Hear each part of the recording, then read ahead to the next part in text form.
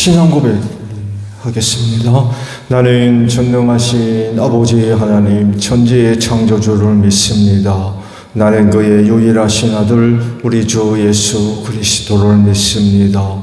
그는 성령으로 잉태되어 동정녀 마리아에게서 나시고 본디오 빌라도에게 고난을 받아 십자가에 못 박혀 죽으시고 장사된 지 사흘 만에 죽은 자 가운데서 다시 살아나셨으며 하늘에 오르시어 전능하신 아버지 하나님 우편에 앉아 계시다가 거기로부터 살아있는 자와 죽은 자를 심판하러 오십니다.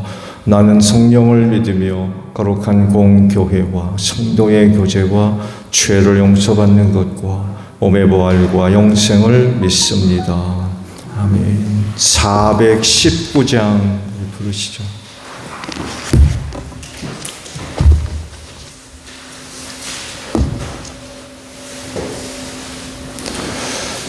찬송가 419장이에요. 주 날개미 내가 편한 이 시대 밤 깊고 비바람 불어쳐도 아버지께서 날 지켜주시니 거기서 편안히 쉬리로다. 주 날개미 평안하다. 그 사랑 끈을 짜뉘뇨. 주 날개미인데 쉬는 영원히 거기서 살리. 주 날개미 나의 피난처 되니 거기서 쉬기를 원하노라. 세상이 나를 위로치 못하나 거기서 평화를 누리리라. 주 날개미 평안하다. 그 사랑 끈을 짜뉘뇨. 주 날개미인데 쉬는 영원히 거기서 살리. 주 날개미 참된 기쁨인데 고달픈 세상 길 가는 동안 나 거기 숨어 돌보심을 받고 영원한 한식을 얻으리라. 주 날개미 평안하다. 그 사랑 끈을 짜뉘뇨. 주 날개미인데 쉬는 영원히 거기서 살리. 시편 66편입니다.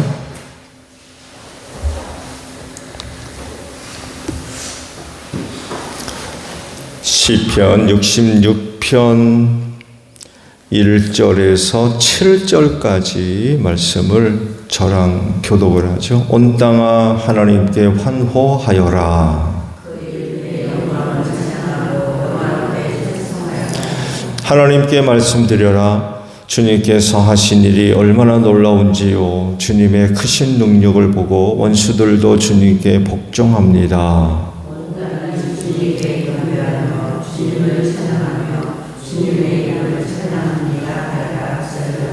오너라 와서 하나님께서 하신 일을 보아라. 사람들에게 하신 그 일이 놀랍다.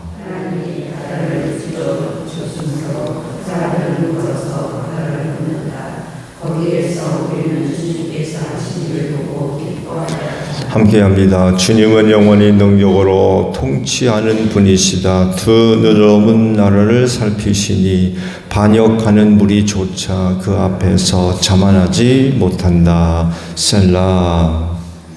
아멘. 오늘은요 5절에 있는 말씀을 함께 보려고 해요. 오너라 와서 하나님께서 하신 일을 보아라. 사람들에게 하신 그 일이 놀랍다라는 말씀입니다. 뒤쪽에 잘 들리시나요? 네. 강권사님 괜찮으세요?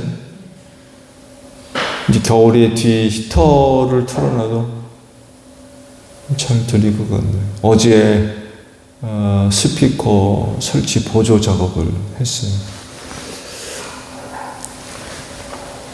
사실 그 전부터 잘 안 들린다고 그런 거 말씀이 있었는데 아무래도 설치를 해야 될 것 같아서 히터를 틀기 전에 설치를 했습니다. 제가 스피커를 등지고 있어서 그런데 여러분을 중심으로 해서 오른쪽보다는 왼쪽이 좀 크게 들리지 않나요? 좀 크게 들렸어요. 이영희 원장님, 잘 모르겠어요.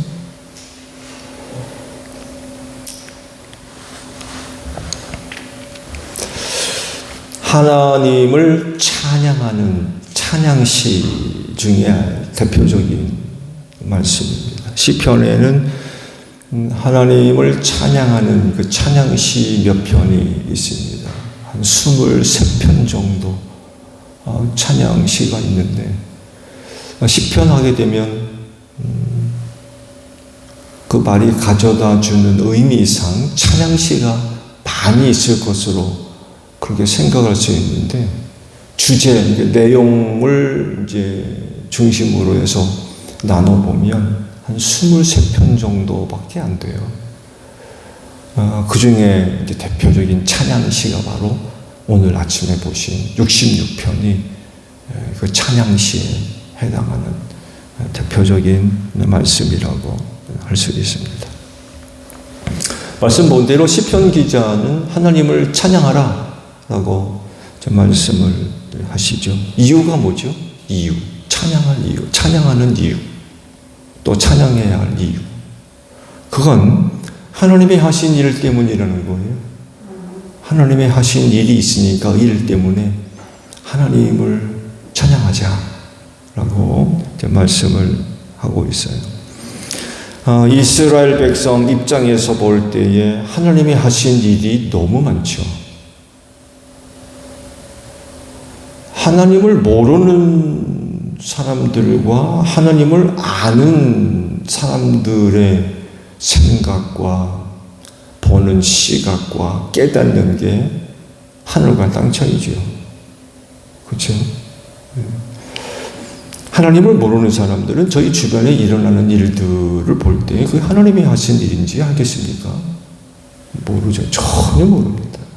기껏 하는 얘기가 뭐야? 아유, 재수 좋네. 재수 좋다. 재수 좋아가지고 아니면 뭐 조상 잘 둬가지고 그렇다고 아니면 자기가 가지고 있는 어떤 능력이나 재주 자랑하고 그러잖아요. 근데 하나님을 아는 사람들, 하나님을 섬기는 사람들 눈에는 그렇게 보이지 않죠. 더더군다나 하나님을 섬기던 이스라엘 백성들 입장에서 볼 때 하나님이 하시는 일이 너무 많은 거죠. 너무 많아요. 그들의 역사는 곧 하나님의 역사이기 때문에 그래요. 하나님과 무관한 역사가 있습니까? 저들의 역사는 곧 하나님의 역사이기 때문에 저들의 삶 속에서 혹은 역사 속에서 일어나는 일들이 하나님과 무관할 수가 없는 거죠. 인류 구원을 위해서 아브라함을 선택하셨죠. 그의 후손들이 이스라엘 아닙니까? 하나님의 구속사를 이루기 위해서 저들을 선택하시고 그들을 통해서 하나님이 누구며 어떤 분인가를 세상에 알리셨죠. 근데 이제 결국 이 일에 이스라엘 백성들이 응답을 못했죠. 응답을 못했어요.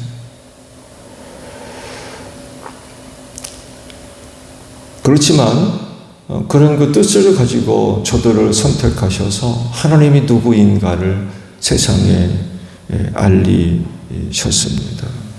이 과정에서 너무나도 많은 일들이 있었습니다. 너무나도 많은 일들. 즉 이스라엘을 섬기는 신이 진짜 신이라고 하는 사실을 많이 알리셨다는 거죠. 그래서 중요한 사실은 그러므로 이스라엘 하나님을 찬양해야 된다는 거죠.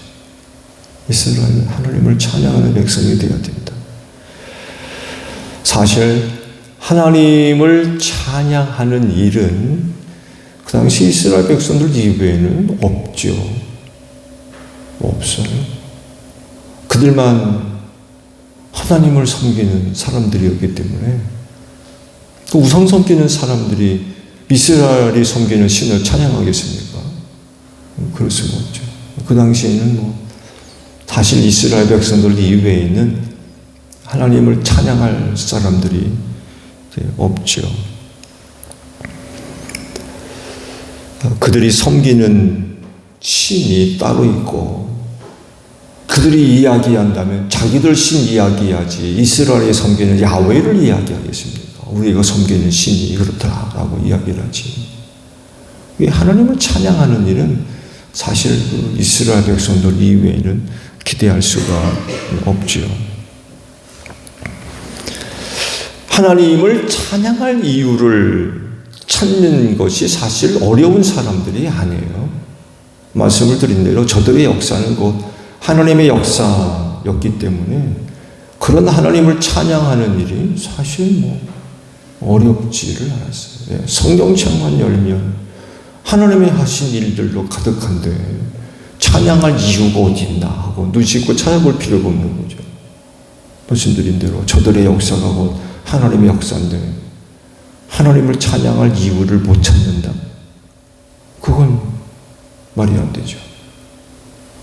얼마든지 하나님을 찬양할 이유를 찾는다면 수도 없이 많이 있죠. 그러면서 하나님의 역사하심 중에 한 가지를 시편 기자가 지금 이야기를 한 것이 오늘 이제 아침에 주신 그 말씀이라고 할 수 있습니다. 6절 말씀이 바로 그거죠. 내용을 보면 하나님이 바다를 육지로 바꾸셨다 라고 말씀을 하십니다. 이 6절에 있는 이 말씀은 뭘 두고 하는 말씀이겠습니까?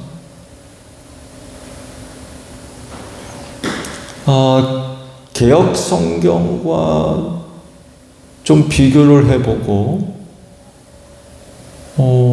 또 다른 성경과 좀 비교를 해보니까 이 9절에 6절에 있는 말씀이 조금 좀 혼돈스러워요. 세번역에 있는 6절의 말씀은 다른 곳에 있는 성경 말씀을 그 뜻이 맞게 이렇게 번역을 해 놓은 것 같아요. 다른 곳에 있는 성경을 보게 되면 6절의 말씀이 조금 혼돈스러워요. 앞뒤가 좀 내용이 맞지가 않아요. 이 번역상의 오류인지 아니면 원저자가 뭔가를 착각을 하고 기록을 한 것인지 아니면 그 다른 곳에 원에 있는 말씀들을 옮겨 적으면서 무슨 착각을 한 것인지 여하간에 6절에 있는 말씀이 앞뒤가 조금 어구상 어울리지가 않아요. 그것을 세번역은 풀어서 기록을 했습니다. 6절에 있는 말씀을 보게 되면 하나님이 바다를 육지로 바꾸셨으므로 사람은 걸어서 바다를 건넜다라고 번역을 했는데 다른 곳의 성경을 보게 되면 강을 건넜다라고도 기록을 하고 있어요. 후반절이. 그래서 앞에 있는 상반절과 후반절이 이게 맞지가 않아요. 사실은 조금. 뭘 의미하는 건지. 근데 이제 세번역은 앞절에 무게를 두고 뒷절을 거기에 맞게 설명을 하신 것 같아요. 이게 훨씬 문맥상 이 구절의 말씀이 부드럽습니다. 이해하기가. 좀 더 쉬워요.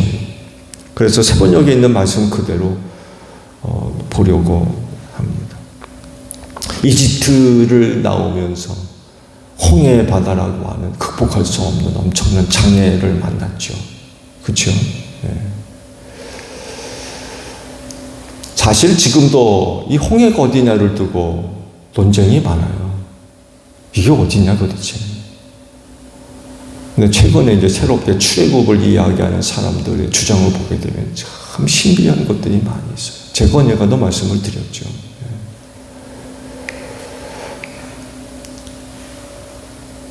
동풍을 불게 하셔서 홍해 바닷길을 열으시고 백성들이 건너갈 수 있도록 그 땅을 말리셔서 마른 땅을 밟고 홍해 바다를 건넜다라고 성경이 이제 말씀을 하고 있죠. 먼 과거의 일이지만 시편 기자가 기록했을 그 당시와 출애굽 그 당시는 시간적인 갭이 너무 크죠. 그렇죠? 먼 옛날에 일어난 일이지만 그런 일들이 있었기에 하나님을 찬양하자라고 지금 이야기를 하고 있는 거예요.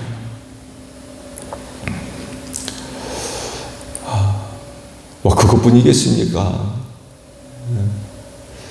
그 개역에 있는 성경 번역을 생각해 본다면 강을 건넜다라고 그러면 이것도 생각할 수 있죠. 이스라엘 백성들이 가나안을 정복하면서 요단강을 건넌 일이 있었죠. 그렇죠? 예, 그걸 또 생각하시면 될 것 같아요. 자, 그렇다고 하면 오늘날 그리스도인들이 하나님을 찬양해야 할 이유와 내용은 뭐가 있을까요? 뭐가 있을까? 저는 오늘 그거 한 가지 말씀드리려고 그래요. 성경을 보게 되면 시편 기자와 마찬가지로 오늘 우리도 성경을 통하여서 하나님이 하신 일들을 많이 발견해낼 수가 있습니다. 뭐 성경만이겠습니까? 삶 속에서 경험되어진 하나님의 은혜와 사랑 또한 많이 있죠. 많이 있을 겁니다. 이런 내용들을 이유로 해서 하나님을 찬양할 수 있는데 그 중에서 하나님이 하신 일 가운데 가장 큰 일, 좀 기념비적인 그런 일이 있다고 하면 예수 그리스도이신 것 같아요. 예수 그리스도. 사람이 되셔서 독생하신 아들로 이 땅에 오셔서 죄인을 대신해서 십자가에 죽으시고 부활하시고 승천하신 그 예수. 그 예수야말로 하나님께서 하신 일 가운데 빅 이벤트인 것 같아요. 가장 큰 일.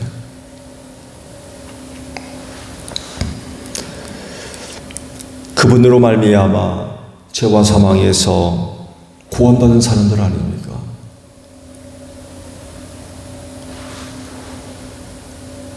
믿음 안에서 아브라함이 후손이 됐습니다만 해도 우리가 혈통적으로 그들과 무슨 상관이 있어요? 그들이 홍해바다를 조상들이 건넜다고 하지만 그건 그들의 이야기죠. 우리의 조상 가운데 홍해바다 건넌 사람이 있어요. 시편 기자는 피부에 와닿는 이야기가 될 수 있지만 이방인 된 우리에게는 그렇게 피부로 와닿는 사건은 아니에요. 근데 예수 그리스도가 오신 이후에는 완전히 다르죠. 그분으로 말미암아 얻은 은혜가 우리에게 직접적으로 해당되는 그런 그 이야기가 되기 때문에 그래요. 그분이 그런 그 삶을 사심으로써 우리가 얻은 은혜가 너무나도 큰 거죠. 약속에서 제외되었던 사람들인데 그 예수를 믿는 믿음으로 말미암아 약속의 자녀, 하나님의 자녀라 부름을 받고 하나님을 아바 아버지라 부를 수 있고 천국 백성이 되고 믿음으로 말미암아 아브라함의 후손이 되고 그 은혜로 인하여서 약속을 함께 받을 수 있는 그런 그 큰 은혜를 얻게 되지 않았습니까? 예수님의 탄생으로부터 시작을 해서 십자가의 죽으심, 부활, 또 승천에 이르기까지 예수님이 보여주신 그 이야기, 그분이 이루신 사건, 이것이 곧 우리에게 하나님을 찬양할 만한 이유 중에 이유가 된다는 거죠. 사실 이방인된 우리에게는 이거 빼놓으면 아무것도 없어요.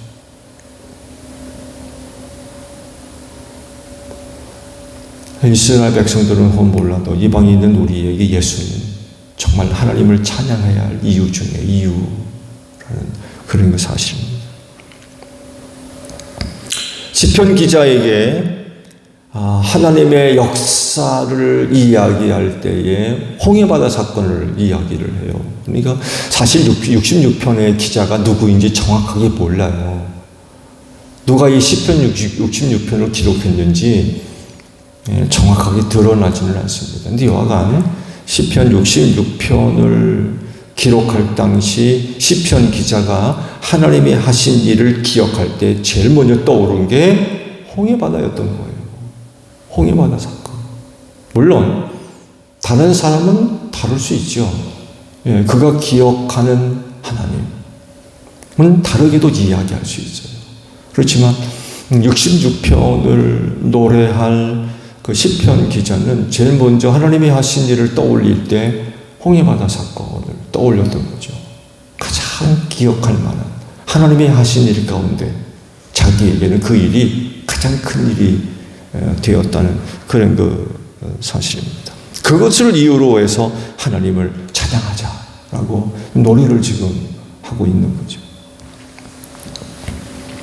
그리스도인도 성경에 기록된 여러 가지 내용들을 갖고 하나님을 찬양할 수 있죠. 뿐만 아니라 우리의 그 삶 속에서 경험되어지는 여러 가지 일들을 통하여서도 하나님을 찬양할 수 있고요. 그런데 제가 앞서 말씀을 드린 대로 예수님만큼 될까요? 그런 것들이 예수님만큼 될까요? 예수님은 유대인이나 우리에게나 모든 사람들이 있어서 하나님을 노래할 만한 이유 중에 이유일 텐데 그 모든 것들이 과연 예수님만큼 될까?